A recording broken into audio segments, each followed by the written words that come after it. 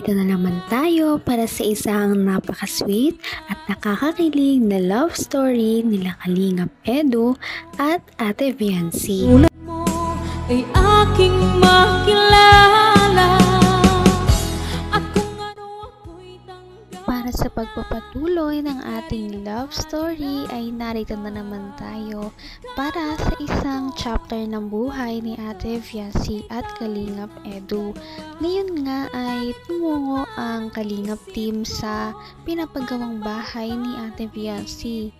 Dito nga ay nabigla ang lahat dahil malapit na itong matapos. Sa buong historya kasi ng Kalingap team sa kanilang pagpapabahay ay kay Ate Viancy ang talagang natatangi dahil ito na ang bahay na nagkaroon ng groundbreaking ceremony at ito rin ang bahay na nagkakaroon ng 2 palapag. Kaya one of a kind talaga ang pinagawa nilang bahay kay Ate Viancy at ito na nga ang progress.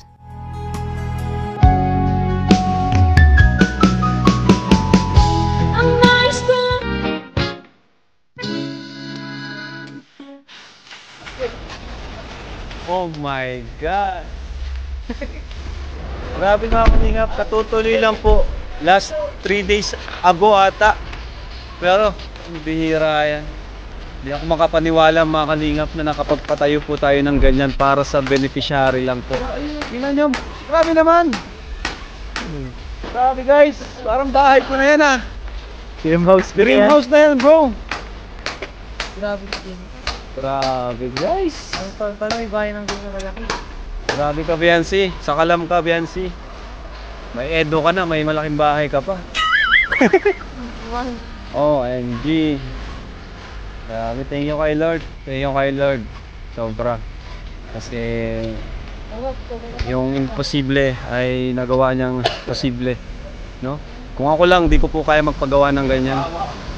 Salamat din po sa mga sponsors. Thank you so much. Ayan. Sa team, sa K-Boys, syempre kay Kuya Bal. Thank you. Kay Ate Edna Vlog. Grabe mga Kalingap. Di pa tapos ang ribbon cutting, na-amaze na ako. Di pa napipinturahan. Di pa na lalagyan ng tiles. Grabe talaga. Wala akong masabi mga Kalingap. Syempre salamat din sa mga karpentero natin. Kay Super Mac, Super Andoy. Yan, at yung iba pa dyan, nandyan. Salamat din sa kanila. Todo effort nila dito sa pabahay na ito. Dami nangyari, daming pagsubok na nangyari, natigil. Nahinto ng, I think, mga 1 buwan, 3 weeks. Oh, kasi kinapos tayo ng budget. Pero, this time, inaipon na naman tayo. Tuloy na naman po.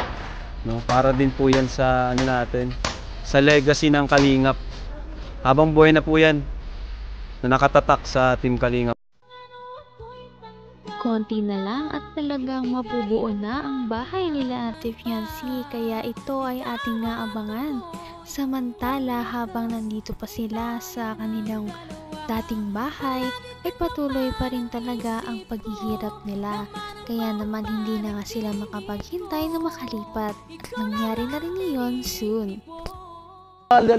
Lamunin na yung kanilang lupa dito. Siguro dapat ay makalipat na talaga. Yan. Tay! Ay, grabe. Hello po. Grabe, Tay. Ang taas ng tubig, Tay. Magandang hapon po. Taas ng tubig. Magandang hapon po. Hi, wifey. Grabe naman si wifey. Wifey, oh. Diyan ko na muna yung... Pasok po. Ayaw mo po. Paalala. Pasok. Pasok po. Sigurado ba? Magandang pa ako. Pasok na na po yan.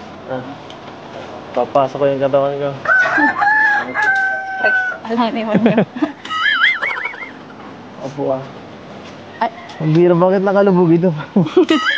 Parang mong hinihigop dito ay. Ubus na yung foam. Ay. Hindi ko ano yung babasa. Long time no see ah. Lunes pa yung huli natin kita.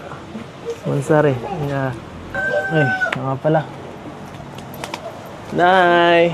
Hello po, tita. Tita. Magandang hapon po. Grabe, busy pa kayo mag ano. Ay, masarap yan. Sige po. Gusto yung tulong po? Ano po ako dyan? Kailangan ng backup? Ay, hindi na. Ay, sige lang po. Ay, grabe. Saba. Kamukha na yung ano ko unan eh.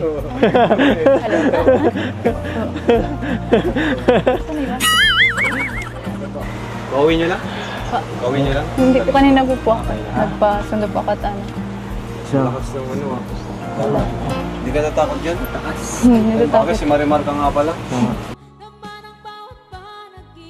Talagang napakalapad ng mga ngiti ng dalawang ito dahil matagal na rin silang hindi nagkita. Kaya kahit kakatapos lamang ng bagyo ay talagang happy pa rin si Ate Fiancy na nakita na niya ngayon ulit si Kalingap Edu.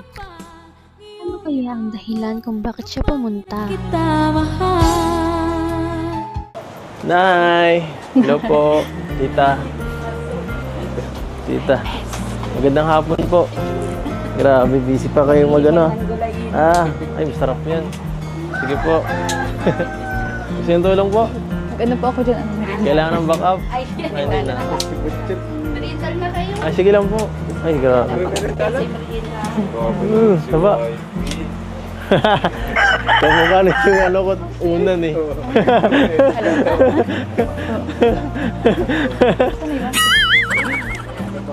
Gawin nyo lang?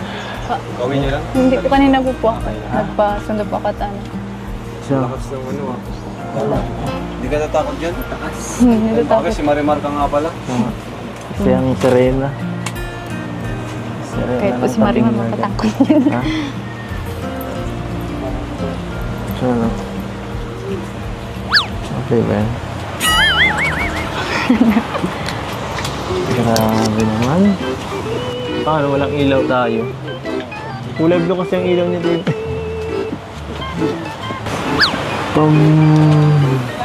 Ano? Ano? Ay. Mamaya may mga dala kami dito para sa'yo. May mga pasalubong. Baka ano ka na eh. Baka namimiss mo na mag-unbox eh. Namimiss mo na mag-unbox? Kahit wala po kayong dala. Tatampo ka na eh. Pambira. Wala na pong padala. Sorry ka. Hindi po ako ganun. Kahit wala kayong dala, ayos lang. Kahit wala. Kahit ako lang. Kahit ikaw lang. Joke lang. Joke lang.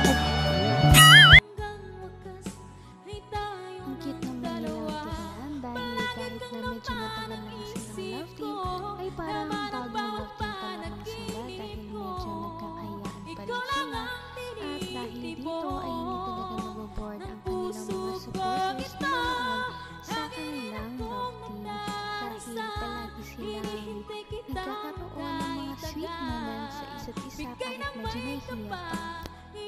Abot kamay na kita. Ay. Mamaya may mga dala kami dito para sa'yo. May mga pasalubong. Baka ano ka na eh. Baka namimiss mo na mag-unbox eh. Namimiss mo na mag-unbox? Kahit wala po kayong dala, Tatampo ka na eh. Pambira. Wala na pong padala. Sorry ka. Hindi po ako ganun. Kahit wala kayong dala, ayos lang. Kahit wala. Kahit ako lang. Kahit ikaw lang. Joke lang. Joke lang. Puro ka joke. Tutuhanin mo naman.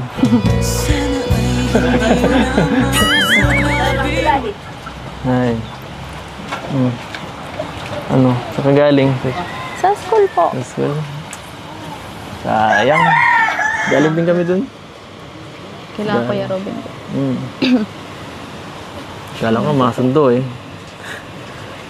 Dinilisan mo. Hindi mo kayo Natapos po agad yung ano namin ay practice at may nagkaano po doon. Nagpa-practice din ng ano. Siya nga pala. Wala kahapon. Ayos lang po yan. Hindi niyo man ako namimiss. Ayos lang, hindi mo man ako Ano sa namimiss. ganyan?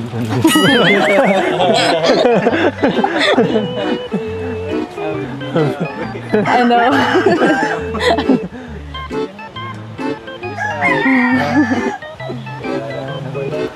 Dapat kasi nagsabi ka, kara na sundo. Hindi ka nagsasabi ay... Sabi, late na.